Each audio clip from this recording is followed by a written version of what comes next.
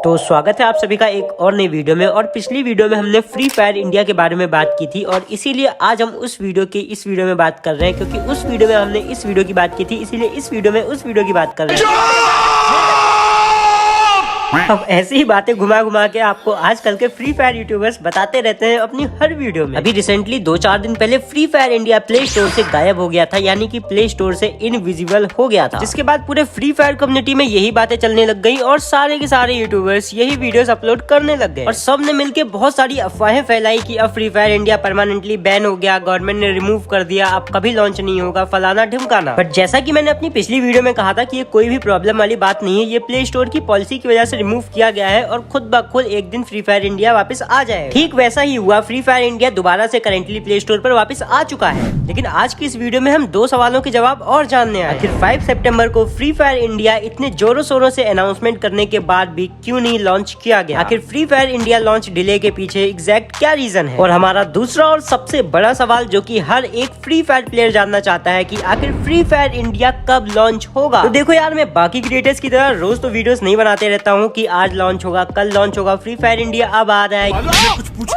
पूछा मैंने कुछ तो ऑफ कोर्स यार, आज हम कुछ लॉजिकल पॉइंट्स पे बात करेंगे जो कि मुझे पर्सनली लगता है कि हाँ ऐसा हो सकता है विद प्रूफ। तो जैसा कि आप सभी को पता है कि फ्री फायर को इंडिया के अंदर डाटा लीक करने के चक्कर में, यानी कि डाटा ब्रीचिंग के लिए बैन किया गया। तो गवर्नमेंट का ये कहना था कि फ्री फायर हमारे इंडिया के यूजर्स या प्लेयर्स का डाटा किसी दूसरी कंट्री को ट्रांसफर कर रहा है। जब आप फ्री फायर को या किसी भी अदर गेम को डाउनलोड करते हो तो वहाँ पे काफी सारी अलाउ की परमिशन मांगी जाती है, जो की आपकी डिवाइस का पूरा एक्सेस ले लेती है। लाइक आपके पर्सनल कॉन्टेक्ट, पर्सनल फोटोज, आपकी लोकेशन, एवरीथिंग। जस्ट इमेजिन कि आपकी सारी फोटोज, कॉन्टेक्ट्स किसी अदर कंट्री को शेयर या लीक करी जा रही हैं। तो ये कितनी बड़ी बात है आपके लिए पर्सनली भी और ये पूरे देश के लिए भी एक खतरा बन सकता है। तो इसे ही कहते हैं डाटा ब्रीचिंग या डाटा लीक, और इसी वजह से फ्री फायर को इंडिया के अंदर गवर्नमेंट ने बैन किया था। अब मैं आपको एक बात और समझाना चाहता हूँ जो कि आप इस चीज से रिलेट करना। जब आप किसी गूगल अकाउंट से या फेसबुक अकाउंट से किसी फ्री फायर अकाउंट को क्रिएट करते हो और दोबारा उसी आईडी से लॉगिन करते हो, तो कैसे पता होता है फ्री फायर को ये वही फेसबुक अकाउंट है जिससे ये फ्री फायर आईडी बनी हुई है? या फिर आप चाहे सालों बाद भी लॉगिन करो, लेकिन फ्री फायर को पता होता है कि आपकी आईडी में कौन सा बंडल है, कितने डायमंड्स हैं या फिर कितने क्रेट्स पड़े हुए हैं। तो आखिर ये सारी चीजें कैसे होती हैं? ये सारी चीजें होती हैं सर्वर्स की मदद से। तो फ्री फायर के सर्वर्स में आपका सारा डाटा अपलोड होता है, यानी कि आपका सारा डाटा सेव होता है। लेकिन अगर गवर्नमेंट ने उस गेम को ही बैन कर दिया उस सर्वर से डाटा लीकिंग के लिए, तो ऑफ कोर्स उन्हें नया सर्वर बनाना पड़ेगा जहाँ पे उन्हें यूजर्स के डाटा को स्टोर करना होगा। और अगर वो उसी पुराने सर्वर पे गेम को रन कराते हैं, इट मीन्स अगेन वो गेम डाटा लीक कर रहा है। लेकिन अब यहाँ पर एक सवाल और निकल कर आता है कि अगर उन्होंने नया सर्वर क्रिएट किया, इट मीन्स हमारा सारा डाटा इरेज हो जाएगा। इसका सीधा सा मतलब है कि हम सभी की आईडीज चली जाएंगी और हमें सब कुछ नए तरीके से फिर से क्रिएट करना पड़ेगा। और यही सेम सीन हुआ था बीजीएमआई के टाइम पर भी। जब बीजीएमआई नया लॉन्च होने वाला था अपने नए सर्वर्स के साथ में, उस कम्युनिटी के अंदर भी रूमर्स फैलाए गए कि आपका सारा डाटा इरेज हो जाएगा, आपको फिर से आईडी क्रिएट करना पड़ेगा और आपका सब कुछ चला जाएगा। बट ऐसा कुछ भी नहीं हुआ, उनका सारा का सारा पुराना डाटा, सभी की पुरानी आईडीज फिर से नए सर्वर के साथ वापस आ गए। अब इसके पीछे एक टर्म है जिसको हम कहते हैं डाटा ट्रांसफर। पुराने सर्वर से सारे डेटा को एक नए सर्वर के अंदर ट्रांसफर करना होता है। जब फ्री फायर इंडिया को लॉन्च करने की तैयारी चल रही थी, तो हो सकता है कि पुराने सर्वर से डाटा को नए सर्वर में ट्रांसफर किया जा रहा हो। एंड ये तुम्हारे कोई 2 मेगापिक्सल की फोटो नहीं है कि 2 सेकंड में ट्रांसफर हो जाएगी, बस हो गया। कई करोड़ों प्लेयर्स का डाटा, साथ ही साथ इतने बड़े गेम का डाटा एक नए सर्वर में ट्रांसफर करने में ऑफ कोर्स काफी ज्यादा टाइम लगेगा। लेकिन अगर उन्होंने डाटा ही नहीं ट्रांसफर किया था तो गेम को लॉन्च करने की अनाउंसमेंट क्यों? तो देखो यहाँ पे एक पॉसिबिलिटी और हो सकती है कि उन्होंने डाटा ट्रांसफर करना तो स्टार्ट कर दिया हो, but while transferring the data कुछ ग्लिच या एरर आ गया हो, जिसकी वजह से अर्जेंटली गेम के लॉन्च को पोस्टपोन करना पड़ा हो। तो ये तो थी पहली थ्योरी अकॉर्डिंग टू मी। अब हम बात कर लेते हैं दूसरी थ्योरी। तो देखो, जब कोई डेवलपर एक नया गेम या एक नए गेम को एक नए तरीके से लॉन्च करता है, तो ऑफ कोर्स उस गेम का ट्रेडमार्क या उस गेम का कॉपीराइट लेना पड़ता है। तभी तुमने कभी कभी सुना होगा कि गैरीना ने इस क्रिएटर को कॉपीराइट स्ट्राइक मार, तो उनके पास इस गेम का कॉपीराइट प्लस ट्रेडमार्क होता है। तो जब फ्री फायर इंडिया को लॉन्च करने की अनाउंसमेंट की गई थी, तो हो सकता है कि इसके लिए ट्रेडमार्क या कॉपीराइट फाइल किया गया हो। एंड इंडिया के अंदर किसी भी गेम का कॉपीराइट या ट्रेडमार्क लाइसेंस मिलने के लिए मिनिमम 6 मंथ की रिक्वायरमेंट होती है, यानी कि मिनिमम 6 मंथ्स की प्रोसेस होती है। हो सकता है कि इसमें भी सेम प्रॉब्लम हुई हो और इनका ट्रेडमार्क या कॉपीराइट रिजेक्ट हो गया हो। तो जहाँ तक मेरा ख्याल है, और हो सकता है कि ये 99% तक करेक्ट भी हो, इसी रीजन से गेम को डिले किया गया है। अब क्योंकि गैरीना ने अपनी साइड से कोई क्लैरिफिकेशन नहीं दी है, तो हम अपनी साइड से ये सब एज्यूम ही सिर्फ कर सकते हैं। अब यहाँ यहाँ पे आता है एक सबसे बड़ा और सबसे अहम सवाल, फ्री फायर इंडिया अब इंडिया में लॉन्च कब होगा? अब ये जानने से पहले अगर हम एक चीज को और एनालाइज करें तो हमें ये पता चलेगा कि गेम कभी भी इंडिया में वापस नहीं आएगा। तो अब मैं ऐसा इसलिए बोल रहा हूँ क्योंकि गवर्नमेंट ने फ्री फायर को रिसेंटली काफी सारे ऑर्डर्स दिए थे जिसके अंदर काफी सारी चीजें सुधारने को कही गई एंड खास करके गवर्नमेंट ने बच्चों के लिए काफी ज्यादा ध्यान दिया था। लेकिन किसी किसी घर में कुछ पिकाचू बच्चे होते हैं जो कि दिन भर गेम्स खेला करते हैं। मेरा नाम रामदेव पिकाचू है और मैं दिन भर गेम खेलता हूँ, लेकिन कभी कभी मेरे आँखों में जलन होने लगती है।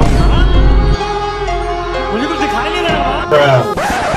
देखा आपने लापरवाही का नतीजा है। इसीलिए पिकाचू अब पहनता है लेंसकार्ट के हसलर ग्लासेस, क्योंकि ये ग्लासेस 90% तक हार्मफुल ब्लू रेज को इसकी आंखों तक पहुंचने से रोकते हैं। ये ग्लासेस पावर और जीरो पावर दोनों में आते हैं और ये इतने हल्के होते हैं कि पता ही नहीं लगता है कि पहन रखे हैं। इसीलिए पिकाचू जब देखो तब ग्लास लगाकर घूमता रहता है। स्टाइलिंग की बात करें तो इसमें 11+ कलर ऑप्शंस अवेलेबल हैं और ये इतने अच्छे दिखते हैं कि इसको लेंसकार्ट के सीईओ एंड को फाउंडर मिस्टर पीयूष बंसल भी खुद पहनते हैं। और सबसे अच्छी बात ये है कि अभी लेंसकार्ट की सेल चल रही है जिसके अंदर आपको इन पे 60% तक का ऑफ मिल सकता है और इसीलिए 3000 के ग्लासेस सिर्फ आपको 999 रुपीज में मिल सकते हैं। इसके साथ साथ आप इनके हुपर कलेक्शन को भी चेकआउट कर सकते हो, इसमें काफी अच्छे ग्लासेस मिल जाएंगे। और हमारे टेक प्रो हर्ष चैनल के व्यूअर्स को फ्री कॉन्टेक्ट लेंसेज भी मिल सकते हैं जिसके लिए मैंने लिंक डिस्क्रिप्शन में दी। तो आप भी खरीदिए लेंसकार्ट के हसलर सीरीज के ग्लासेस, लिंक आपको डिस्क्रिप्शन एंड पिन कॉमेंट में मिल जाएगी। तो गवर्नमेंट ने बच्चों के लिए काफी सारी पॉलिसीज चेंज करने के लिए कही थी। इसके बाद गैरीना ने फ्री फायर मैक्स के अंदर काफी सारी पॉलिसीज को चेंज किया। लाइक फ्री फायर मैक्स के अंदर 18- और 18+ वालों के लिए अलग अलग रूल्स एंड रेगुलेशंस लाए गए। गेम के अंदर से खून खराबा यानी कि रेड डैमेज को हटाया गया। गेम के अंदर टाइम लिमिट लगा दी गई कि सिर्फ इतने देर तक ही तुम गेम खेल सकते हो। तो ऑल ओवर गवर्नमेंट ने गेम के अंदर काफी सारी चीजें चेंज करवाई, बट अचानक से एक एक करके गैरीना ने सारी की सारी चीजें गेम में वापस से वैसी ही कर दी जैसे पहले। गेम से टाइम लिमिट को भी हटा दिया गया, गेम से येलो डैमेज को हटा करके वापस से रेड डैमेज कर दिया गया। इंडियन गवर्नमेंट ने जितने भी ऑर्डर्स दिए थे, जितने भी चेंजेस करवाए थे, वो सारे के सारे गैरीना ने रिमूव कर दिए। तो क्या तुमने ये सोचा कि आखिर क्यों पहले सब कुछ सही किया गया फिर उसके बाद फिर से सब कुछ वैसा ही कर दिया गया? क्या यहाँ पे ये एक बहुत बड़ा साइन है कि अब गेम कभी भी इंडिया के अंदर वापस नहीं आएगा?